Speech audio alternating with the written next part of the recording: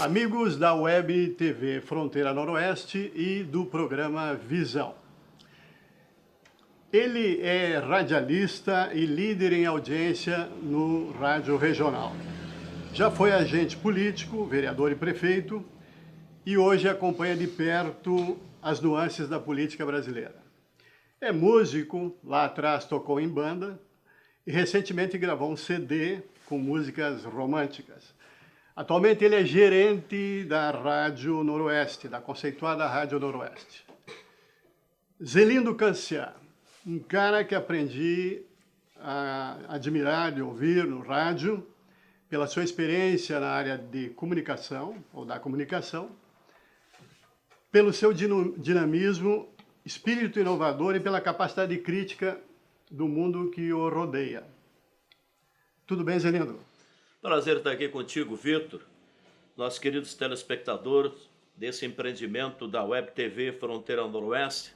Sucesso para ti, para a empresa, para o Pacheco, para a equipe toda. É muito bom vermos esse setor evoluindo e termos mais canais, opções de comunicação. Prazer estar contigo. Que bom, que bom. Você é sempre um cara olhando para frente. Quantos anos de rádio, Zelindo? Profissionalmente, em novembro de 97. Eu tenho um programa Cadeira de Balanço aos sábados à tarde, que começou em 20 de março de 1982. E nesse período eu fiz futebol também. Viajei o Rio Grande com o Dínamo, com o Juventus.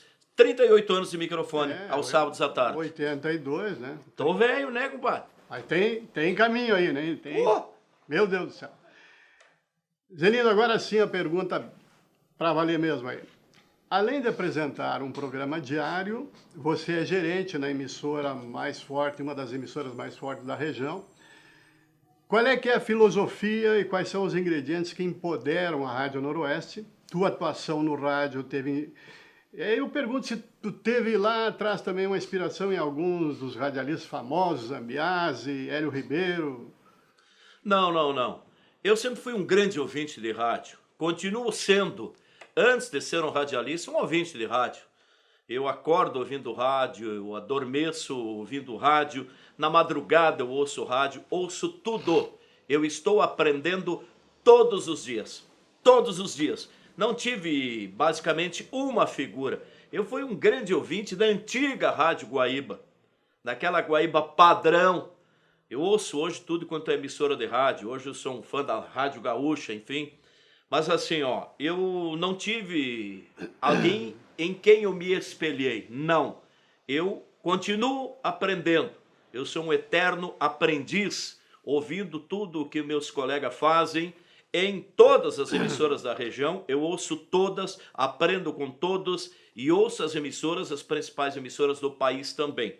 Com relação à rádio, o que é que empodera a nossa grande audiência? É uma linha bastante democrática, porém é uma empresa, uma rádio, no que tange a Noroeste, polêmica. Ela está aberta para que todas as vertentes, todas as correntes, todos os segmentos possam se manifestar. Nós não nos omitimos em trazer os assuntos mais polêmicos da vida da nossa cidade e região e dando voz e vez a todas as partes, para que quem nos ouve possa então tirar a sua conclusão e a sua opinião. E eu, basicamente, Vitor, eu faço um jornalismo opinativo, que é um jornalismo moderno. Ok. A pandemia, Zelindo, provocou mudança de hábitos. Está provocando. Paralisou muitas atividades e as pessoas passaram a ficar mais em casa. O rádio ganhou com isso e também a internet. Mas o rádio tem a vantagem de as pessoas estarem fazendo outra coisa, ou mesmo andando de carro, e ouvem, ficam informados sobre o que está acontecendo. Nos fale desse novo momento aí, com a influência da pandemia, e tu frisou antes, eu sei que tu ouve muito rádio, tu pesquisa, tu vai atrás. O rádio já passou por diversos desafios. Lá, quando surgiu a televisão, iria acabar o rádio. Não acabou. E com o surgimento dessa ferramenta tão importante para a humanidade, que é a internet, por vezes muito mal usada, né? Também se dizia que o rádio iria enfraquecer, pelo contrário, foi um ingrediente que veio para fortalecer o produto rádio. E durante a pandemia, em qualquer pesquisa que você buscar nos Estados Unidos, no Brasil, seja onde for, o veículo rádio é que tem tido a maior audiência e credibilidade, porque infelizmente a pandemia faz com que nós tenhamos um monte de médicos de Facebook. Todo mundo entende, todo mundo sabe, infelizmente se politizou esse vírus, que não tem nada que estar se politizando. Então eu vejo assim, Vitor, eu acho que o rádio é um meio de comunicação que nunca vai terminar, exatamente pela versatilidade, pela forma com que você pode absorvê-lo onde você estiver, trabalhando, namorando, dirigindo o seu carro, deitado, aonde você estiver, você pode acompanhar o rádio. Com certeza. É um grande setor de comunicação importantíssimo aí. Nós temos sofrido muito com a pandemia agora, né, Zelindo? Mas para muitos tem tido alguns aspectos positivos. Qual é a sua opinião em relação à possibilidade de realmente extrairmos coisas boas dessa pandemia? Não tenha dúvida, o mundo vai sair dessa pandemia diferente. Eu vou sair diferente, você, todos nós que tivermos a capacidade de absorvermos, de observarmos, nós vamos sair diferentes. Nós vamos valorizar muito mais certos setores, questões, amizades da vida do que sempre fazíamos. É um aprendizado. Nós temos que saber que nós não somos melhores do que ninguém, de que de fato nós temos alguém que nos dita a regra, que é o Ser Supremo, Deus, e que nós devemos sempre dever obediência a Ele. Ninguém é melhor do que ninguém. Quando vem um vírus desse, quando vem uma peste como essa, ela mostra para todos nós que somos iguais e que devemos baixar a nossa crista. Vamos sair diferentes dessa questão, desse problema todo que envolve a humanidade, que é a pandemia do coronavírus. É um apelo também para mudarmos espiritualmente, né? Sem dúvida, sem dúvida. Ok. Zelindo, você também já foi agente político, tendo sido vereador e prefeito no município vizinho aí do Parendi. Você tem sido crítico de muitas coisas que acontecem no cenário nacional. Que análise você faz das instâncias de poder no atual momento? Primeiro que política não é profissão. Eu fui vereador 2 mandatos, fui o mais votado, e lá em 88, quem lê os jornais da época, eu disse, não serei mais candidato a vereador. Eu fui prefeito e disse, não seria mais prefeito. Por isso que eu, quando opino que não se deve votar sempre no mesmo vereador, sempre no mesmo deputado, é porque eu pratiquei isso. E na minha família eu tenho uma irmã que foi 2 vezes vereadora mais votada, não concorreu mais. Tenho outra que é vereadora e que não vai concorrer mais. Então, com relação à política, eu acho que é um sacerdócio, é prestação de serviço à comunidade, não é profissão. Transitório. Transitório, nós temos um mandato, devemos cumpri-lo da melhor maneira possível. E, aliás, Vitor, não se deveria ter reeleição mais do que 2 mandatos. Pois é, mas é essa outra pergunta aqui, né, Zelindo? Que ela tá colada nessa que tu acabou de responder. Você também acredita que uma reforma política, que a gente defende particularmente, profunda, que reduza mandatos em todos os níveis, pode ser a saída para esse confuso Brasil? O problema é fazê-la. O problema é fazê-la. Os agentes que têm constitucionalmente a prerrogativa para fazer não têm interesse em fazer. Exato. Tá? Eu acho que mandato de legislador, seja ele vereador, deputado, senador, 2 mandatos e fica fora. Sim. Presidente da República deveria ser um mandato de 5 anos. Por quê, Vitor?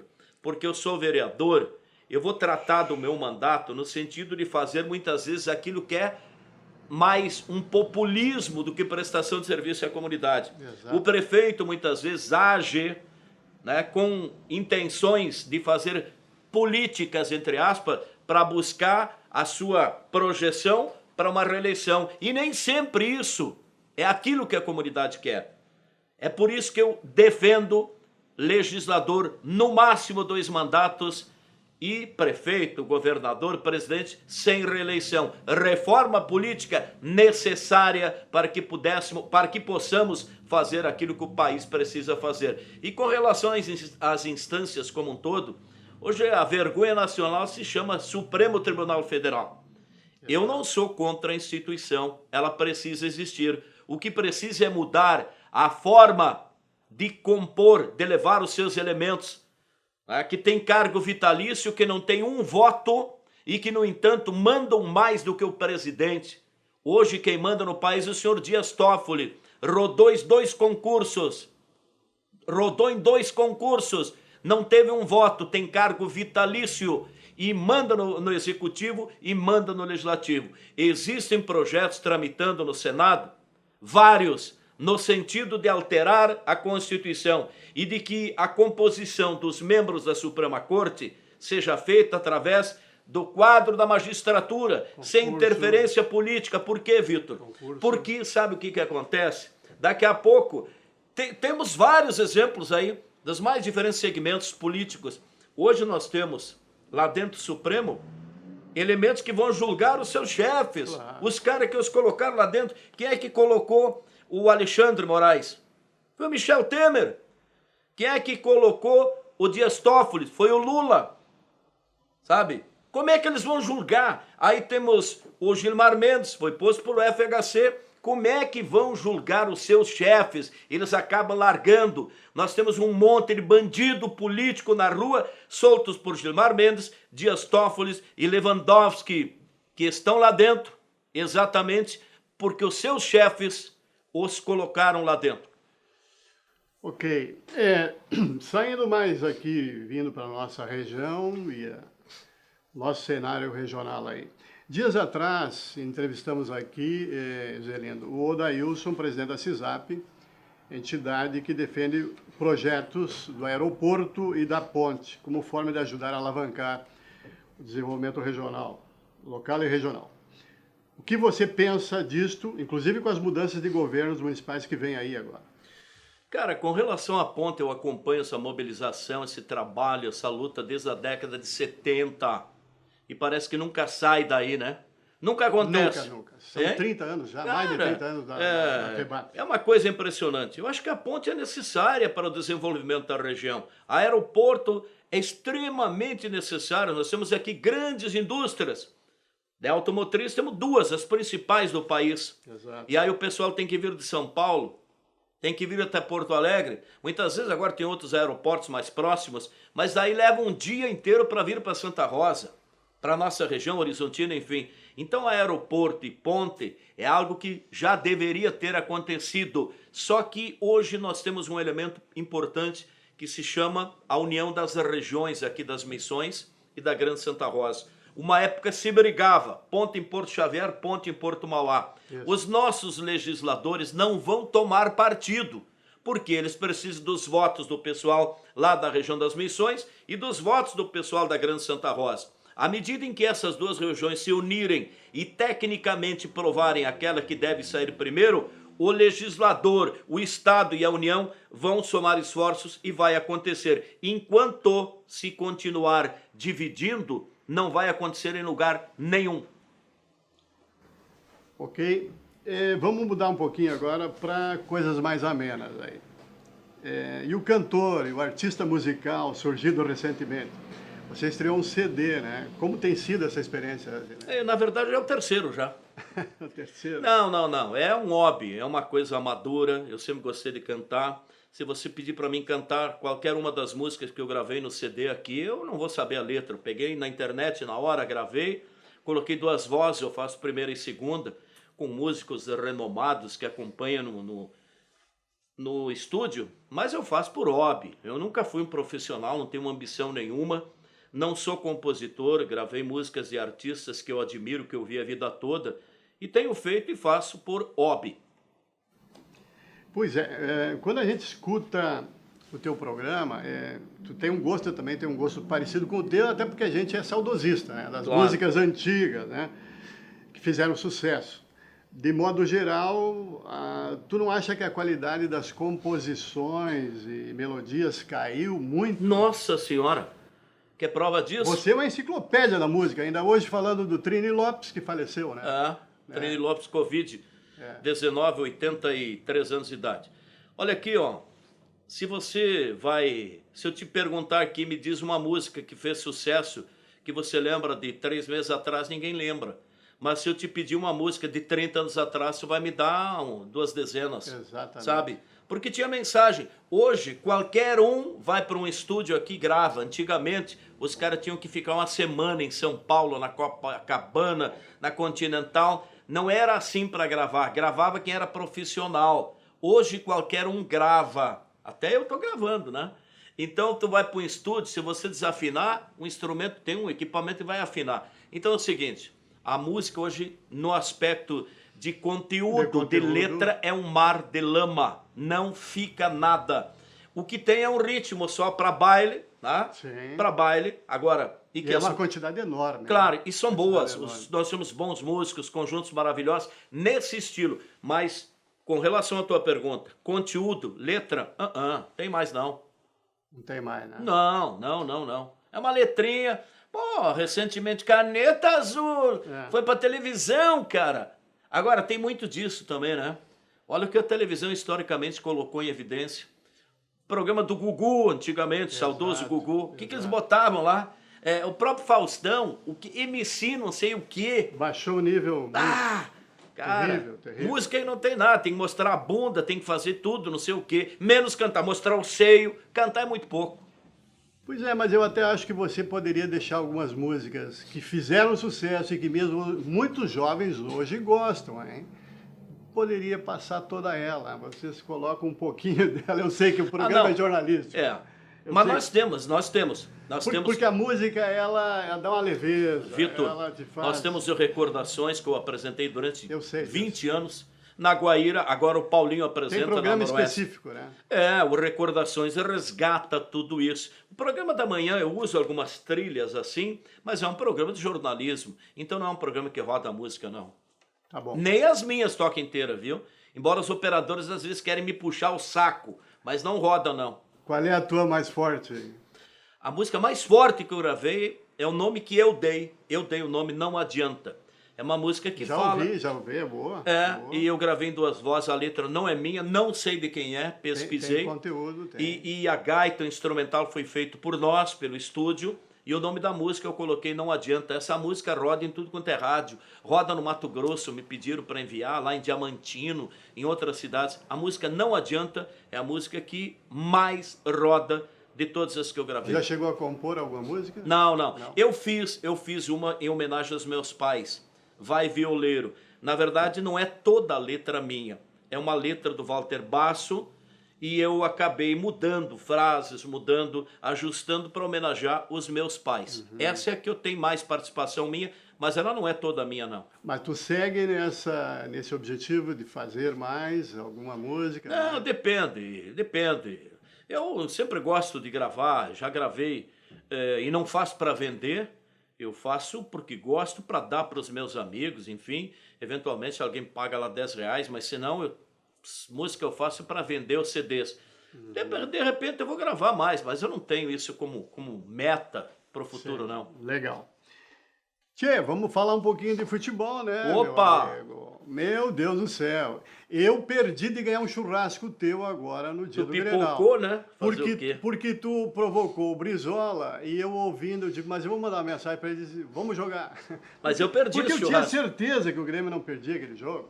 Mas pela lógica. Futebol não tem lógica, Vitor. Eu sei o Grêmio que não, tinha levado... Mas o Grêmio tem mais time. Não, mas o Grêmio tinha levado um totó do Novo Hamburgo, tomou 3 gols, jogou muito mal. O Internacional tinha jogado muito bem contra o Esportivo e o Internacional vinha num crescendo. E o Grêmio com muitas indefinições, principalmente no meio de campo. O momento era do Internacional, só que quando começou o jogo, são 11 contra 11. Mas eu analiso pela... E aí, como diria aquele filósofo, Grenal é Grenal. Gerino, mas é a qualidade dos jogadores. Eu acho, na comparação, o Grêmio está acima. Só que hoje já faz uma bobagem, porque vai botar um time reserva, já está entregando o Brasileirão aí. É uma pena. Esse é o Renato. O Renato é o melhor gestor de vestiário do Brasil. Com certeza. Mas ele, taticamente, eu não vejo nele um grande técnico. Vejo que contra o Novo Hamburgo, ele tomou um totó no primeiro tempo, ele foi pro vestiário, ele voltou no vestiário e não mudou nada. Não é mudar peças, é mudar a forma de jogar, é fazer a leitura do jogo. Claro. Ele não faz isso. É só no grito. Pois é, mas aí, só para então nós completar essa pergunta aí. Como bom gremista, você acha que o nosso time pode ter uma boa participação no Brasileirão, agora inclusive com a saída do Everton ou não? Pode, vai ter uma boa participação. Mas o franco favorito para ganhar de novo é o Flamengo. Com certeza. O Flamengo, se ele colocar o time B, que tem o centroavante Pedro, Exato. Tá? E tem outros jogadores, Michel, que apareceu lá no Goiás, concordo. sabe? Então, assim, se ele colocar o time B em campo, ele tem cacife para ficar campeão. Acontece que esse técnico que veio agora já tomou uma chapuletada na estreia no Maracanã contra o Atlético Mineiro. Agora, o Grêmio vai fazer um bom papel? Vai. O Internacional vai fazer um bom papel. Mas quem é que pode chegar lá na ponta? Grêmio, Internacional, Atlético Mineiro, que investiu muito e tem um baita de um técnico. O Palmeiras, além do Flamengo, é claro. E não muda muito disso.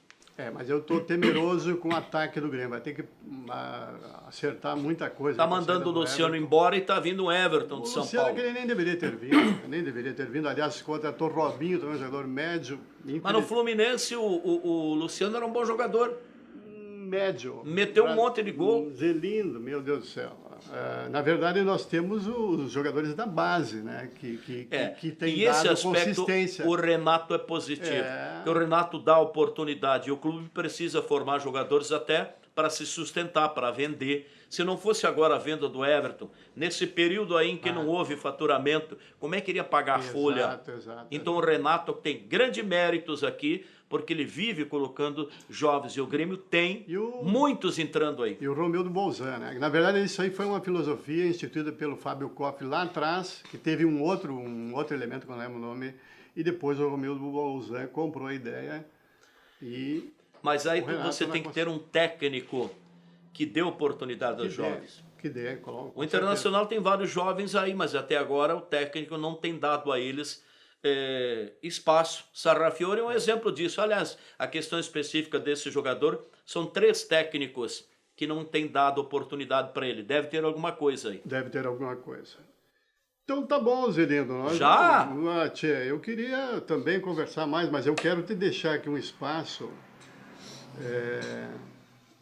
para uma mensagem final tua, considerando a questão do nosso Brasil com uma cultura da corrupção, o nosso STF, políticos que só pensam nos seus interesses, dos nossos atrasos no campo da educação e da pandemia, agora com a pandemia agora também.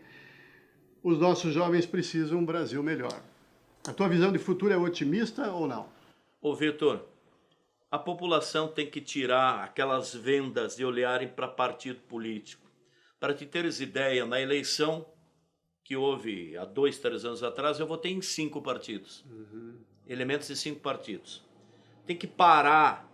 O que é bandido, gato é gato, o que muda é o pelo. Você tem que parar de defender bandido, seja ele qual for, da espécie que for, do pelo que for. Eu quero só que quem está nos assistindo agora, vá lá no Google e coloca lá quem são os deputados que querem investigar a Lava Jato. Quais são os partidos que querem investigar a Lava Jato? São os mesmos que não querem investigar Lava Toga. Estão enterrando a Lava Sabe Jato. por quê? Porque a Lava Jato botou um monte de partido de bandido para cadeia. E esses integrantes da Suprema Corte tá soltando. Então, quando a cidadania tomar consciência de investigar e parar de votar em bandido, e existem em todos os lados, como existem bons políticos em todos os lados, nós temos que saber separar o joio do trigo. Eu tenho esperança no Brasil quando a população tiver consciência e souber separar o joio do trigo, tiver discernimento. Nós precisamos mudar a realidade desse país. O Senado da República, que houve uma grande mudança, não foi suficiente para tirar o comando daqueles que lá estão e que dominam o Senado e que são bandidos, como Sarney. O Alcolumbre não coloca em votação um monte de projetos que é para mudar a cara do Senado. Não bota. Então nós temos que tirar esse povo de lá, renovar e cobrar aqueles que nós votamos. Uma vez eu fiz uma pesquisa na rua, 2 meses depois de uma eleição, saí na época do gravadorzinho, para quem que você votou para deputado estadual e federal? 90% não sabia para quem tinha votado. Então você tem que saber por que você vai votar para o vereador ou para a vereadora. E depois cobrá-lo para que defenda o coletivo. Não vote num deputado, num vereador, para ele defender os seus interesses.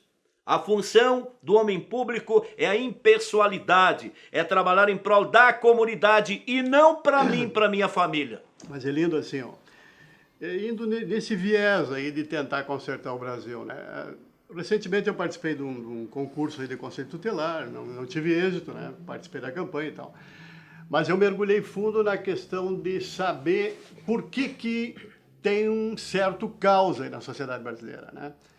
É muita separação, é muita desestruturação de família, né? A sociedade brasileira perdeu muito em valores, né? Em coisas que lá atrás cultivava. Tu não acha que isso aconteceu? Mas e por que se perdeu valores? Se você vai olhar também no meio político, tem quem defende a desestruturação da família. Também. Tá? Também tem quem defende. Também. Inclusive religiosos. Tá? Que é uma outra questão que a gente poderia abordar. Tem muita seita por aí que criam como objetivo único de extorquir o povo, sabe? Tem muita seita por aí. E aqui eu quero dar uma opinião com toda a responsabilidade que eu tenho. Padre, pastor, não tem que se meter no púlpito fazer campanha para ninguém, nem na televisão. Não é essa a função do padre, do pastor, seja quem for. Nós temos pastores, padres, que daqui a pouco se manifestam em favor a esse, a contra aquele. Não é essa a função, principalmente publicamente. Enquanto cidadão, ele tem direito. Então a família está desestruturada e essa é uma razão, sim, que nós estamos aí vivendo todas essas dificuldades. Agora, Vitor, enquanto a cidadania for corrupta, se existem políticos corruptos, porque nós os elegemos, nós tivemos agora o auxílio emergência, tá? Em relação da pandemia. Vai ver quanta gente pegou, teve marido de juíza que pegou, teve empresário que pegou, teve gente que pegou. Então, nós temos no DNA, o brasileiro tem no DNA ser corrupto. Mas aí eu te digo uma coisa, e na falha, não vou praticamente fazer uma pergunta, eu vou fazer um debate contigo aqui, final. Os meios de comunicação e as rádios predominantemente trazem coisas boas. As rádios é difícil trazer alguma coisa, alguma mensagem ruim, né? No geral, são programações que têm algum conteúdo. Já a televisão trouxe muita coisa de baixo nível. Isso ajudou, já que o Brasil é um país que não investiu e não tem investido na educação como deveria. Tu não acha que isso aconteceu por força também, por força muito forte da televisão? Os programas claro apelativos. Que agora tem internet, né? Mas... Os programas apelativos sempre deram audiência e faturamento, tá? Principalmente aos domingos à tarde. Agora não é mais assim, mas o que tinha de programa apelativo, sim, sabe? Que não colocava conteúdo nenhum e que dava audiência, dava faturamento. Se investia em cima da miséria cultural do povo. Exato, e que não se tinha a preocupação de educar esse povo, sabe? Mas agora, com acesso aos canais fechados, que as pessoas estão tendo mais, com a internet vindo, para aqueles que são do bem e querem o bem, terão a oportunidade de ter qualidade, de ter conteúdo. Estamos indo para o final aqui, Zerendo. Uma mensagem final assim dirigida à juventude. Você acredita na nossa juventude, no futuro desse pessoal que está... Cara, eu acredito. E eu peço que eles cada vez mais se inteirem. Vão para a luta, vão para o debate, procurem fazer o melhor para a humanidade. Não se omitam. Veja que a questão de 20 anos atrás, 15 anos atrás, a juventude não tinha participação na política. Tinha muitos que com 16 anos podiam votar e nem título faziam.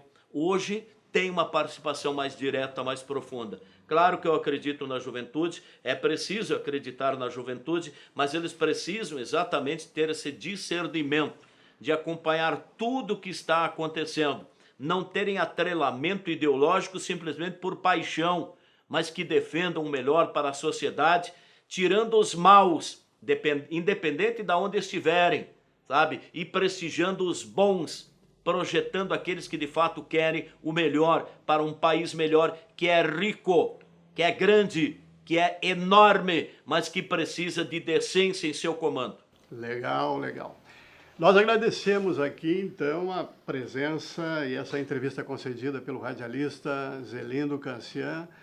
Foi muito bom aqui esse nosso papo. Esperamos, quem sabe, numa outra oportunidade, tê-lo de novo aqui, Zelindo. Vai ser uma honra, Vitor. Vai ser uma honra estar aqui contigo, com a turma do Pacheco aqui, da Web TV Fronteira Noroeste. E do programa Visão. E do programa Visão e contigo. Sucesso, você merece, você é um guerreiro, você também já tem história aqui na comunidade de Santa Rosa. Okay, grande abraço, obrigado. muito obrigado pela oportunidade. Obrigadão.